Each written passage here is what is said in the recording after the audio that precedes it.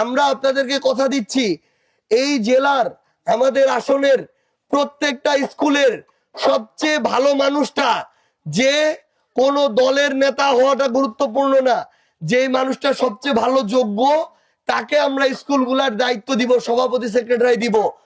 কোন দলীয় তেলবাসকে আমরা স্কুলের সভাপতি সেক্রেটারি বানাবো না, কারণ তারা স্কুলটাকে ব্যবসার ক্ষেত্র মনে করে স্কুলটার মান নষ্ট করে ফেলতেছে, ঠিক কিনা?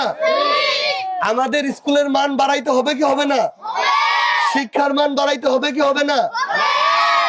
ইনশাআল্লাহ আমরা যদি নির্বাচিত হই, আল্লাহ যদি কবুল করে, আমরা একসাথে শিক্ষা, স্বাস্থ্য, কর্মসংস্থান থেকে শুরু করে দুর্নীতি, এই দুর্নীতির বিরুদ্ধে আমাদের অভিযান, সব কাজগুলো ইনশাআল্লাহ আমরা একসাথে করব, ঠিক আছে? আমাদের মার্কাটা কি?